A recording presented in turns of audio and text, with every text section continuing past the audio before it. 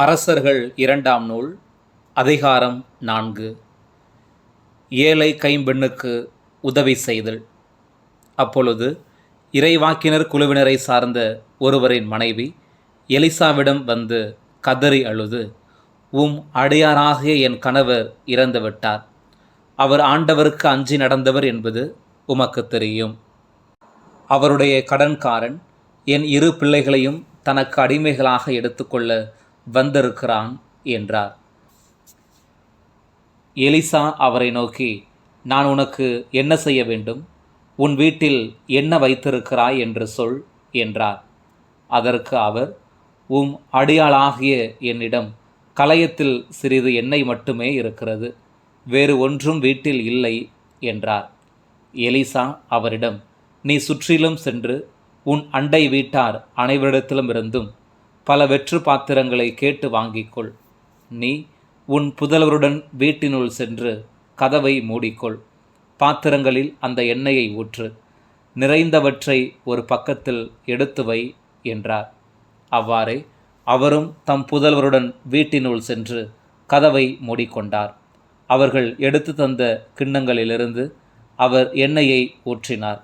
எல்லா பாத்திரங்களும் நிறைந்த பின் அவர் தம் மகன் ஒருவனை நோக்கி, இன்னும் ஒரு பாத்திரம் கொண்டு வா என்றார். அதற்கு அவன், வேறு பாத்திரம் இல்லை என்றான். அத்தோடு எண்ணெய் வருவதும் நின்றுவிட்டது.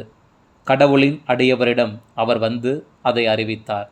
அதற்கு அவர், நீ போய் எண்ணெயை விற்று உன் கடனை தீர்த்துவிடு.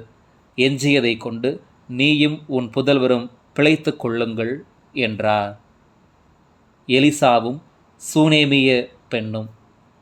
ஒரு நாள் எலிசா சூனேமுக்கு சென்றார். அங்கே இருந்த பணக்கார பெண் ஒருவர் அவரை உணவருந்தும்படி வற்புறுத்தினார். அதன் பின் அவர் அவ்வழியே சென்ற போதெல்லாம் அங்கே உணவருந்து விட்டு செல்வார். அவர் தம் கணவரை நோக்கி, நம்மிடம் அடிக்கடி வரும் ஆண்டவரின் அடியவர் புனிதர் என்று நான் கருதுகிறேன்.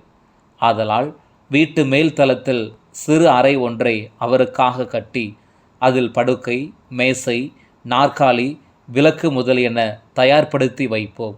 அவர் வரும்பொழுதெல்லாம் அங்கே தங்கி செல்லட்டும் என்றார். ஒரு நாள் எலிசா அங்கு வந்து மாடி அறையில் தங்கி ஓய்வெடுத்து கொண்டிருந்தார். பின்பு அவர் தம் பணியாளன் கேகசியை நோக்கி, அந்த சூனேம் பெண்ணை கூப்பிடு என்றார். அவனும் அவரை அழைத்து வர அப்பெண் அவர் முன்னே வந்து நின்றார். அப்பொழுது எலிசா கேகசியை நோக்கி, நீ அவளிடம், நீவிர் எங்களுக்காக இவ்வளவு சிரமம் எடுத்திருக்கிறீர்கள். உமக்கு நாங்கள் ஏதாவது உதவி செய்ய வேண்டுமா? அரசரிடமோ படைத்தலைவரிடமோ பரிந்து பேசும்படி ஏதாவது உண்டா என்று கேள் என்றார். அதற்கு அவர், என்னுடைய இனத்தாரிடையே நான் நலமாய்தான் வாழ்ந்து வருகிறேன் என்று பதிலளித்தார். மீண்டும் எலிசா, வேறு எவ்வகையில் அவருக்கு உதவி செய்யலாம் என்று கேட்டார். அதற்கு கேகசி, அவருக்கு குறையேதும் இல்லை, ஆனால் அவருக்கு பிள்ளையே கிடையாது, அவருடைய கணவருக்கும் வயதாகிவிட்டது என்றான். எலிசா அவனிடம், அவளை இங்கே வர சொல் என்றார். அவ்வாறே அவன் அவரை அழைக்க அவரும் கதவருகில் வந்து நின்றார். எலிசா அவரை நோக்கி, அடுத்த ஆண்டு இதே பருவத்தில் உனக்கு ஒரு மகன் பிறந்திருப்பான் என்றார். அதற்கு அவர், என் தலைவரே, கடவுளின் அடியவரே, உம் அடியாளை ஏமாற்ற வேண்டாம் என்றார். எலிசா அப்பெண்ணுக்கு முன் அறிவித்தவாறே அவர் கருவுற்று அடுத்த ஆண்டு அதே பருவத்தில் ஒரு மகனை பெற்றெடுத்தார். குழந்தையும் வளர்ந்தான். ஒரு நாள் அவன் அறுவடை செய்வோருடன் இருந்த தன் தந்தையிடம் சென்றான். அவன் தன் தந்தையிடம், ஐயோ, தலை வலிக்கிறது, தலை வலிக்கிறது என்று சொன்னான். தந்தையும் தம் வேலையால் ஒருவனிடம், நீ இவனை இவன் தாயிடம் தூக்கி கொண்டு போ என்றார். அவன் அப்படியே பிள்ளையை தூக்கி சென்று அதன் தாயிடம் கொண்டு வந்து விட்டான். நண்பகல் வரை தாயின் மடியில் கிடந்த பின் அவன் இறந்து போனான். அப்பெண்ணோ கடவுளுடைய அடியவரின் அறைக்கு சென்று அவருடைய படுக்கையில் பிள்ளையை கிடத்தினார். பின்னர் கதவை பூட்டிவிட்டு வெளியே வந்தார். தம் கணவரை அழைத்து அவரிடம், வேலைக்காரன் ஒருவனை ஒரு கழுதையுடன் என்னோடு அனுப்பி வைக்கவும், கடவுளின் அடியவரிடம் நான் உடனே போக வேண்டும். விரைவில் திரும்பி வருகிறேன் என்றார். அதற்கு அவருடைய கணவர், நீ அவரிடம் போக வேண்டியதன் காரணம் என்ன? இன்று அமாவாசையும் இல்லை, ஓய்வு நாளும் இல்லையே என்றார். அதற்கு அப்பெண், நல்லதற்குத்தான் என்றார். கழுதைக்கு சேணமிட்ட பின் அவர்தம் வேலையாளை நோக்கி, கழுதையை வேகமாக ஓட்டி செல், நான் சொன்னாலொழிய அதன் வேகத்தை குறைக்காதே என்றார். அவ்வாறே அவர் புறப்பட்டு கர்மேல் மலையில் தங்கியிருந்த அடியவரிடம் வந்து சேர்ந்தார். அவர் தம்மை நோக்கி வருவதை தொலைவிலிருந்து பார்த்த எலிசா தம் பணியாளன் கேகசியை நோக்கி, இதோ சூனேம் பெண் வருகிறாள், அவளை சந்திக்க உடனே விரைந்து செல். அவளிடம், நீ நலமா? உன் கணவர் நலமா? உன் குழந்தை நலமா என்று கேள் என்றார். அப்பெண் மறுமொழியாக, ஆம், நலமே என்றார். பிறகு அவர் மலையில் இருந்த கடவுளின் அடியவரிடம் வந்து அவர் காலடிகளை பற்றி கொண்டார். அவரை அப்புறப்படுத்த கேகசி அருகில் வந்தபோது கடவுளின் அடியவர், அவளை விட்டுவிடு, ஏனெனில் அவளது உள்ளம் துயரத்தில் ஆழ்ந்துள்ளது. ஆண்டவர் அதை எனக்கு அறிவிக்காமல் மறைத்து விட்டார் என்றார். அப்பொழுது அப்பெண், ஐயா, உம்மிடம் நான் மகப்பேறு கேட்டதுண்டா? என்னை ஏமாற்ற வேண்டாம் என்று உமக்கு நான் முன்பே சொல்லவில்லையா என்றார். அப்பொழுது அவர் கேகசியை நோக்கி, நீ இடையை வரிந்து கட்டிக்கொண்டு எனது ஊன்றுகோலை உன் கையில் எடுத்து கொண்டு போ. வழியில் யாரையேனும் கண்டால் வணக்கம் செய்யாதே. உனக்கு யாரேனும் வணக்கம் செய்தாலும் பதில் வணக்கம் செய்யாதே. என் ஊன்றுகோலை பிள்ளையின் முகத்தின் மேல் வை என்றார். ஆனால் பிள்ளையின் தாய், வாழும் ஆண்டவர் மேல் ஆணை, உம் உயிர் மேலும் ஆணை, உம்மை நான் விடமாட்டேன் என்றார். எனவே எலிசா எழுந்து அவரை பின்தொடர்ந்து சென்றார். கேகசி இவர்களுக்கு முன்பே புறப்பட்டு சென்று ஊன்றுகோலை பிள்ளையின் முகத்தின் மேல் வைத்தான். ஆயினும் பிள்ளைக்கு பேச்சுமில்லை, மூச்சுமில்லை. எனவே அவன் தன் தலைவரை எதிர்கொண்டு வந்து, பிள்ளை கண் திறக்கவில்லை என்று அறிவித்தான். எலிசா வீட்டினுள் நுழைந்தபோது இறந்த பிள்ளை தம் படுக்கையில் கிடப்பதை கண்டார். உடனே அவர் உள்ளே சென்று அவர்கள் இருவரும் வெளியே இருக்க கதவை தாளிட்டு கொண்டு ஆண்டவரை நோக்கி மன்றாடினார். பின்பு படுக்கையின் மேல் ஏறி வாயோடு வாயும் கண்ணோடு கண்களும் கைகளோடு கைகளும் வைத்து பிள்ளையின் மேல் படுத்தார். உடனே பிள்ளையின் உடம்பில் சூடு ஏறியது. பின்பு கீழிறங்கி அறையிலேயே அங்குமிங்கும் உலவினார். மறுபடியும் படுக்கையின் மேல் ஏறி அவன் மீது படுத்து கொண்டார். அப்பொழுது பிள்ளை 7 முறை தும்மிய பின் கண் திறந்தது. எனவே எலிசா கேகசியை கூப்பிட்டு, அந்த சூனேம் பெண்ணை அழைத்து வா என்றார். அவ்வாறே அவன் அழைக்க அவர் எலிசாவிடம் வந்தார். அவர் அப்பெண்ணை நோக்கி, உன் மகனை கூட்டிக் கொண்டு போ என்றார். அப்பெண் உள்ளே வந்து அவர் காலடியில் தரை மட்டும் வீழ்ந்து வணங்கிய பின் தம் மகனை கூட்டிக் கொண்டு சென்றார். மேலும் 2 அருஞ்செயல்கள். எலிசா கில்காலுக்கு திரும்பினார். அப்பொழுது நாட்டில் பஞ்சம் நிலவியது. இறைவாக்கினர் குழுவினர் அவர் முன் அமர்ந்திருக்கையில் எலிசா தம் பணியாளன் ஒருவனை நோக்கி, நீ ஒரு பெரிய பானையை எடுத்து அதில் இறைவாக்கினர் குழுவினருக்கு கூழ் காய்ச்சு என்றார். அப்பொழுது அவர்களுள் ஒருவன் காட்டுக்கீரை பறிப்பதற்காக வயலுக்கு சென்றான். அங்கே அவன் பேய்க்குமட்டி கொடியை கண்டு அதன் காய்களை தன் போர்வை நிறைய பறித்து கொண்டு வந்தான். அவை என்னவென்று தெரியாமல் அவற்றை நறுக்கி பானையில் போட்டு அவன் வேக வைத்தான். பின்பு அவன் அவர்கள் உண்ணுமாறு அதை பரிமாறினான். அவர்கள் அந்த கூளை உண்ணத் தொடங்கியதும், கடவுளின் அடியவரே, பானையிலேயே சாகடிக்கும் நஞ்சு இருக்கிறது என்று அலறினார்கள்.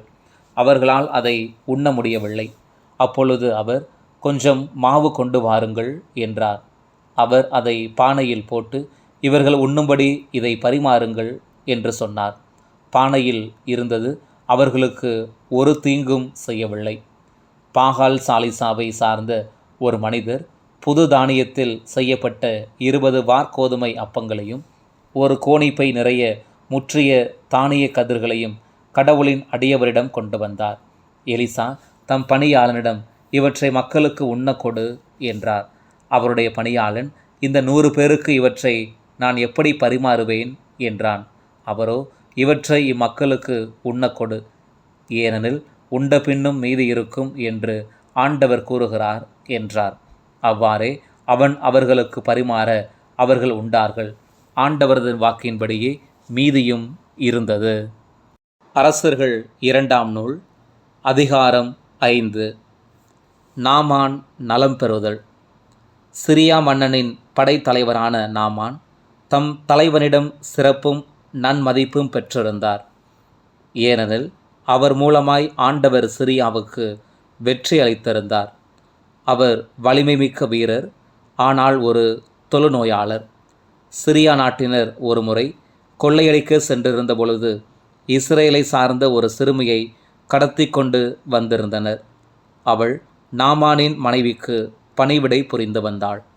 அவள் தன் தலைவியை நோக்கி, என் தலைவர் சமாரியாவில் இருக்கும் இறைவாக்கினரை சென்று பார்த்தாரெனில் அவர் இவரது தொழுநோயை குணமாக்குவார் என்றாள். நாமான் தன் தலைவனிடம் சென்று இஸ்ரேல் நாட்டை சார்ந்த சிறுமி கூறியவற்றை அவருக்கு தெரிவித்தார். அப்பொழுது சிரியாவின் மன்னன், சென்று வாரும், நான் இஸ்ரேல் அரசனுக்கு மடல் தருகிறேன் என்றான். எனவே நாமான் ஏறத்தாழ 400 கிலோகிராம் வெள்ளியையும் 6000 பொற்காசுகளையும் 10 பட்டாடைகளையும் எடுத்துக்கொண்டு பயணமானார். அவர் இஸ்ரேல் அரசனிடம் மடலை கொடுத்தார். அதில், இத்துடன் என் பணியாளன் நாமானை உம்மிடம் அனுப்புகிறேன், அவனது தொழுநோயை நீர் குணமாக்க வேண்டும் என்று எழுதப்பட்டிருந்தது. இஸ்ரேல் அரசன் அம்மடலை படித்தவுடன் தன் ஆடைகளை கிழித்து கொண்டு, நான் என்ன கடவுளா? உயிரை கொடுக்கவும் உயிரை எடுக்கவும் என்னால் இயலுமா? சிரியாவின் மன்னன் ஒரு மனிதனை என்னிடம் அனுப்பி அவனுக்குள்ள தொழுநோயை குணப்படுத்த சொல்கிறானே, என்னோடு போரிட அவன் வாய்ப்பு தேடுவதை பார்த்தீர்களா என்று கூறினான். கடவுளின் அடியவரான எலிசா இஸ்ரேல் அரசன் இவ்வாறு தன் ஆடைகளை கிழித்து கொண்ட செய்தியை கேள்வியுற்று அவனிடம் ஆள் அனுப்பி, நீர் ஏன் உம் ஆடைகளை கிழித்து கொண்டீர்? அவன் என்னிடம் வரட்டும், இஸ்ரேலில் ஓர் இறைவாக்கினர் உள்ளார் என அவன் அறியட்டும் என்று சொன்னார். அவ்வாறே நாமான் தம் குதிரைகளோடும் தேர்களோடும் எலிசா வீட்டு வாயில் முன் வந்து நின்றார். எலிசா, நீ போய் யோர்தானில் 7 முறை மூழ்கினாள், உன் உடல் நலம் பெறும், நீ தூய்மையுறுவாய் என்று ஆள் அனுப்பி சொல்ல சொன்னார். எனவே நாமான் சினமுற்று வெளியேறினார். அப்பொழுது என்னிடம் அவர் வந்து என் அருகில் நின்று தம் கடவுளாகிய ஆண்டவரின் பெயரை கூவி அழைத்து தொழுநோய் கண்ட இடத்தின் மேல் தம் கையை வைத்து குணப்படுத்துவார் என்று நான் எண்ணியிருந்தேன். அபனா, பர்பார் என்ற தமஸ்கு ஆறுகள் இஸ்ரேலில் உள்ள ஆறுகள் அனைத்தையும் விட மேலானவை அல்லவா? அவற்றில் மூழ்கி நான் நலமடைய முடியாதா என்று கூறி ஆத்திரமாய் திரும்பி சென்றார். அப்பொழுது அவருடைய வேலைக்காரர்கள் அவரை அணுகி அவரிடம், எம் தலைவரே, இறைவாக்கினர் இதைவிட அரிதான ஒன்றை உமக்கு கூறியிருந்தால் நீர் அதை செய்திருப்பீர் அல்லவா? மாறாக மூழ்கி எழும் நலமடைவீர் என்று அவர் கூறும்போது அதை நீர் செய்வதற்கென்ன என்றார்கள். எனவே நாமான் புறப்பட்டு சென்று கடவுளின் அடியவரது வாக்கிற்கு இணங்க யோர்தானில் 7 முறை மூழ்கி எழ அவர் நலமடைந்தார். அவரது உடல் தூய்மையுற்று சிறு பிள்ளையின் உடலை போல் மாறினது. பின்பு அவர்தம் பரிவாரம் அனைத்துடன் கடவுளின் அடியவரிடம் திரும்பி வந்து, இஸ்ரேலில் தவிர வேறு எந்த நாட்டிலும் கடவுள் இல்லை என இப்போது உறுதியாக அறிந்து கொண்டேன். இதோ உம் அடியானுடைய அன்பளிப்பை ஏற்றுக்கொள்ளும் என்றார். அதற்கு எலிசா, நான் பணிவிடை புரியும் வாழும் ஆண்டவர் மேல் ஆணை, நான் எதையும் ஏற்றுக்கொள்ளேன் என்றார். நாமான் எவ்வளவோ வற்புறுத்தியும் அவர் அதை ஏற்றுக்கொள்ளவில்லை. அப்பொழுது நாமான் அவரை நோக்கி, சரி, அப்படியே ஆகட்டும். ஆயினும் ஒரு சிறு வேண்டுகோள், 2 கழுதை பொதி அளவு மண்ணை இங்கிருந்து எடுத்து செல்ல உம் அடியானுக்கு அனுமதி தாரும். இனிமேல் உம் அடியானாகிய நான் ஆண்டவரை தவிர வேறு தெய்வங்களுக்கு எரி பலிகளையோ வேறு பலிகளையோ ஒருபோதும் செலுத்த மாட்டேன். ஆயினும் ஒரு காரியத்திற்காக அடியானாகிய என்னை ஆண்டவர் மன்னிப்பாராக. என் தலைவர் வழிபடுவதற்காக ரிம்மோன் கோவிலுக்கு சென்று என் கையில் சாய்ந்து கொண்டு வணங்குகையில் நானும் அங்கு தலை வணங்க நேரிட்டால் அடியானாகிய என்னை அச்செயலுக்காக ஆண்டவர் மன்னிப்பாராக என்றார். அதற்கு எலிசா, அமைதியுடன் சென்று வாரும் என்றார். நாமான் அவரிடமிருந்து விடை பெற்று சற்று தொலைவு போன பின் கடவுளின் அடியவரான எலிசாவின் பணியாளன் கேகசி, என் தலைவர் இந்த சிரியா நாட்டு நாமானிடமிருந்து அவர் கொண்டு வந்தவற்றில் எதையும் பெறாமல் விட்டுவிட்டார். வாழும் ஆண்டவர் மேல் ஆணை, அவர் பின் ஓடி அவரிடமிருந்து எதையாவது வாங்கிக் கொள்வேன் என்று சொல்லிக் கொண்டான். எனவே கேகசி நாமான் பின்னே ஓடி வந்தான். அவன் ஓடி வருவதை நாமான் கண்டு தம் தேரிலிருந்து விரைவாய் இறங்கி அவனை எதிர்கொண்டு போய், என்ன, எல்லாம் நலமா என்று வினவினார். அவன் மறுமொழியாக, ஆம், எல்லாம் நலமே. என் தலைவர் தங்களிடம் என்னை அனுப்பி இறைவாக்கினர் குழுவினரான 2 இளைஞர் இப்ராஹிம் மலை நாட்டிலிருந்து இப்பொழுதுதான் வந்துள்ளனர். அவர்களுக்கு 40 கிலோகிராம் வெள்ளியும் 2 பட்டாடைகளும் கொடுத்து அனுப்பும் என்று சொன்னார் என்றான். அதற்கு நாமான், தயவு செய்து 80 கிலோகிராம் வெள்ளியை ஏற்றுக்கொள்க என்று சொல்லி அவனை வற்புறுத்தி 2 பைகளில் 80 கிலோகிராம் வெள்ளியை கட்டி 2 பட்டாடைகளோடு 2 பணியாளர்களிடம் கொடுக்க அவர்கள் அவற்றை அவனுக்கு முன்னே கொண்டு சென்றார்கள். கேகசி மலையை வந்தடைந்ததும் அவர்களிடமிருந்து அவற்றை பெற்று தன் வீட்டில் வைத்து கொண்டான். பின்னர் அவர்களை அனுப்பி வைக்க அவர்களும் திரும்பி சென்றார்கள். அவன் தன் தலைவரிடம் வந்து அவர் முன் நின்றான். எலிசா அவனை நோக்கி, கேகசி, நீ எங்கிருந்து வருகிறாய் என்று கேட்டார்.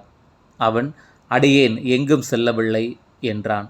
அதற்கு அவர், அந்த ஆள் தேறி நின்று இறங்கி உன்னை எதிர்கொண்டு வந்ததை நான் ஞானத்தால் அறிந்தேன். வெள்ளி, ஆடைகள், ஒலிவத் தோப்புகள், திராட்சை தோட்டங்கள், ஆடு மாடுகளையும் வேலைக்காரர்கள் வேலைக்காரிகளையும் பெற்றுக்கொள்ள இதுவா சமயம்? எனவே நாமானின் தொழுநோய் உன்னையும் உன் வழிவந்தோரையும் என்றென்றும் பீடிக்கும் என்றார். அவ்வாறே அவனுக்கு தொழுநோய் பீடிக்க அவன் உடம்பெல்லாம் வெண்பனி போலாயிற்று. அவன் அவரை விட்டு பிரிந்து சென்றான். அரசர்கள் 2ஆம் நூல் அதிகாரம் 6. கோடாரியை மீட்டல். ஒரு நாள் இறைவாக்கினர் குழுவினர் எலிசாவை நோக்கி, உம்மோடு நாங்கள் வாழும் இந்த இடம் மிக குறுகியதாய் உள்ளது. எனவே நாங்கள் யோர்தானுக்கு சென்று ஆளுக்கோர் உத்திரம் வெட்டி அங்கே வீடொன்று கட்டி அதில் குடிபுகுவோம் என்றனர். அதற்கு அவர், போய் வாருங்கள் என்றார். அவர்களில் ஒருவர், நீரும் அடியாராகிய எம்மோடு வாரும் என்று அழைத்தார். நானும் வருகிறேன் என்று அவர் கூறினார். எனவே அவரும் அவர்களுடன் யோர்தானுக்கு சென்றார். அவர்கள் மரங்களை வெட்டி வீழ்த்தினார்கள். அவ்வாறு ஒருவர் மரம் வெட்டி கொண்டிருந்தபோது அவரது கோடாரி பிடி கழன்று தண்ணீரில் விழுந்தது. உடனே அவர், ஐயோ, என் தலைவரே, இது இரவல் பொருளாயிற்றே என்று கத்தினார். அப்போது கடவுளின் அடியவர், அது எங்கு வீழ்ந்தது என்று கேட்டார். அவரும் அந்த இடத்தை காட்டினார். உடனே எலிசா ஒரு கம்பை வெட்டி அங்கு எரியவே கோடாரியும் மிதக்கத் தொடங்கியது. அதை எடுத்துக்கொள் என்று எலிசா அவனிடம் கூற அவரும் கை நீட்டி அதை எடுத்து கொண்டார். சிரியாவின் படை தோல்வியுறுதல். சிரியாவின் மன்னன் இஸ்ரேல் நாட்டின் மீது போர் தொடுத்தான். அப்பொழுது அவன் தன் அலுவலர்களோடு கலந்து பேசி, இந்த இடத்தில் பாளையம் இறங்குவோம் என்றான். அப்பொழுது கடவுளின் அடியவர் இஸ்ரேல் அரசனிடம் ஆள் அனுப்பி, அந்த இடத்திற்கு போகாமல் எச்சரிக்கையாயிரும், ஏனெனில் அங்கே சிரியர் பதுங்கி இருக்கின்றனர் என்று சொன்னார். இஸ்ரேல் அரசன் கடவுளின் அடியவர் எச்சரித்து குறிப்பிட்ட இடத்திற்கு ஆள் அனுப்பினான். இவ்வாறு அவன் தன்னை காத்து கொண்டது 1 முறை 2 முறை அன்று. இதன் பொருட்டு சிரியாவின் மன்னன் நெஞ்சம் கொதித்து தன் பணியாளர்களை கூப்பிட்டு, இஸ்ரேல் அரசனுக்கு ஒற்றனாக நம்மிடையே ஒருவன் இருக்கின்றான், அவன் யாரென்று தெரிய வேண்டும் என்றான். பணியாளருள் ஒருவன் அவனை நோக்கி, என் தலைவரான அரசே, அப்படி ஒருவனும் இங்கில்லை.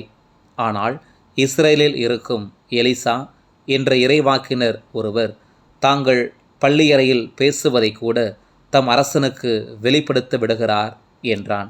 அதற்கு மன்னன், நீங்கள் போய் அவர் எங்கு இருக்கிறார் என்று பார்த்து வாருங்கள், நான் ஆள்களை அனுப்பி அவரை பிடிக்கச் செய்வேன் என்றான். அவர் தோத்தானில் இருக்கிறார் என்று தெரிவிக்கப்பட்டது. ஆதலால் மன்னன் அங்கு குதிரைகளையும் தேர்களையும் பெரிய படையையும் அனுப்பினான். அவர்கள் இரவோடு இரவாக வந்து நகரை சூழ்ந்து கொண்டார்கள். கடவுளுடைய அடியவரின் வேலைக்காரன் வைகரையில் எழுந்து வெளியே வந்தான். அப்பொழுது படைகளும் குதிரைகளும் தேர்களும் நகரை சூழ்ந்திருக்க கண்டு, ஐயோ, என் தலைவரே, என்ன செய்வோம் என்று கதறினான். அதற்கு அவர், அஞ்ச வேண்டாம், அவர்களோடு இருப்பவர்களை விட நம்மோடு இருப்பவர்கள் மிகுதி என்றார். பின்பு எலிசா, ஆண்டவரே, இவன் பார்க்கும்படி இவன் கண்களை திறந்திருளும் என்று வேண்டினார். ஆண்டவர் அவ்விதமே வேலைக்காரனின் கண்களை திறந்தார். இதோ மலை எங்கனமும் நெருப்பு குதிரைகளும் தேர்களும் எலிசாவை சூழ்ந்து நிற்பதை கண்டான். சிரியா நாட்டினர் அவரை நெருங்கி வந்தபொழுது எலிசா ஆண்டவரை நோக்கி, இவ்வினத்தாரின் பார்வையை எடுத்துவிடும் என்று மன்றாடினார். உடனே ஆண்டவர் எலிசாவின் மன்றாட்டுக்கு இணங்கி அவர்களின் பார்வையை எடுத்துவிட்டார். அப்பொழுது எலிசா அவர்களை நோக்கி, இது நீங்கள் செல்ல வேண்டிய பாதையுமன்று, நகருமன்று. என்னை பின்தொடருங்கள். நீங்கள் தேடும் மனிதனிடம் நான் உங்களை அழைத்துச் செல்வேன் என்று சொல்லி அவர்களை சமாரியாவிற்கு அழைத்து சென்றார். அவர்கள் அந்நகருக்குள் நுழைந்ததும் எலிசா, ஆண்டவரே, இவர்கள் பார்வை பெறும்படி இவர்களுடைய கண்களை திறந்தருளும் என்றார். ஆண்டவர் அவர்களுடைய கண்களை திறக்கவே சமாரிய நகரின் நடுவில் தாங்கள் இருப்பதை அவர்கள் கண்டார்கள். இஸ்ரேல் அரசன் அவர்களை கண்டவுடன் எலிசாவை நோக்கி, என் தந்தையே, இவர்களை நான் வெட்டி வீழ்த்தட்டுமா என்றான். அதற்கு அவர், அவர்களை கொல்ல வேண்டாம். நீர் சிறைப்படுத்தியவர்களை நீரே வாளினாலோ அம்பினாலோ கொள்வீரோ? எனவே அவர்கள் பசிதாகம் தீர அவர்களுக்கு அப்பமும் தண்ணீரும் கொடும். அவர்கள் தங்கள் தலைவரிடம் திரும்பி செல்லட்டும் என்றார். அவ்வாறே அரசன் அவர்களுக்கு பெரிய விருந்தளித்தான். அவர்களும் உண்டு குடித்தார்கள். பின்னர் அவன் அவர்களை அனுப்பி வைத்தான். அவர்களும் தங்கள் தலைவனிடம் திரும்பி சென்றார்கள். அதன்பின் சிரியாவின் கொள்ளை கூட்டத்தினர் இஸ்ரேல் நாட்டுக்குள் காலெடுத்து வைக்கவில்லை. சமாரியா முற்றுகையிடப்படுதல். பின்னர் சிரியா மன்னன் பெனதாது தன் முழு படையையும் திரட்டி கொண்டு சமாரியாவுக்கு சென்று அதை முற்றுகையிட்டான். எனவே சமாரியாவில் கொடிய பஞ்சம் ஏற்பட்டது. ஒரு கழுதை தலை 80 காசுக்கும் காட்டு வெங்காயம் கார்படி 5 வெள்ளிக்காசுக்கும் விற்கும் அளவுக்கு முற்றுகை கடுமையாயிருந்தது. இஸ்ரேலின் அரசன் நகர மதில் மேல் நடந்து செல்கையில் ஒரு பெண், அரசே, என் தலைவரே, என்னை காப்பாற்றும் என்று கூக்குரலிட்டாள். அதற்கு அவன், ஆண்டவரே உன்னை காப்பாற்றவில்லை எனில் நான் எப்படி உன்னை காப்பாற்றுவது? களஞ்சியத்தில் இருந்தா, ஆலையில் இருந்தா என்றான். பின்னும் அரசன் அவளிடம், உனக்கு என்ன வேண்டும் என்று கேட்டான். அதற்கு அவள், இதோ இந்த பெண் ஒரு நாள் என்னை நோக்கி, இன்று நாம் உண்பதற்கு உன் மகனை கொடு, நாளை என் மகனை தின்போம் என்றாள். அவ்வாறே நாங்கள் என் மகனை சமைத்து தின்றோம். மறுநாள் நான் அவளிடம், நாம் உண்ணும்படி உன் மகனை கொடு என்றேன். ஆனால் அவள் தன் மகனை ஒளித்து வைத்து விட்டாள் என்று சொன்னாள். அரசன் இவ்வார்த்தைகளை கேட்டவுடன் தன் ஆடைகளை கிழித்து கொண்டான். அவன் நகர மதில் வழியாக நடந்து செல்கையில் தன் உடலின் மேல் கோணி ஆடை அணிந்திருந்ததை மக்கள் கண்டார்கள். அரசன், இன்றைக்குள் நான் சாப்பாற்றின் மகன் எலிசாவின் தலையை வெட்டாது விட்டால் கடவுள் என்னை இப்படியும் இதற்கு மேலும் தண்டிப்பாராக என்றான். அப்பொழுது எலிசா தம் வீட்டில் பெரியோர்களுடன் அமர்ந்திருந்தார். அரசன் தனக்கு முன் ஒரு மனிதனை அவரிடம் அனுப்பியிருந்தான். அத்தூதன் வருவதற்குள் எலிசா தம்மோடு இருந்த பெரியோர்களை நோக்கி, அந்த கொலைகார மகன் என் தலையை வெட்டும்படி இதோ ஒருவனை அனுப்பியிருப்பது தெரியவில்லையா? அத்தூதன் வரும்பொழுது அவன் உள்ளே வராதவாறு கதவை அடைத்து விடுங்கள். அவனை பின்தொடர்ந்து வரும் அவன் தலைவனின் காலடி ஓசையும் இதோ கேட்கிறதென்றோ என்றார். இவ்வாறு அவர் அவர்களுடன் பேசி கொண்டிருக்கையில் அரசன் அவரிடம் வந்து சேர்ந்தான். அப்பொழுது அவன், இந்த தீமை ஆண்டவரிடமிருந்தே வருகிறது. அப்படி இருக்க ஆண்டவருக்காக நான் இன்னும் ஏன் காத்திருக்க வேண்டும் என்றான்.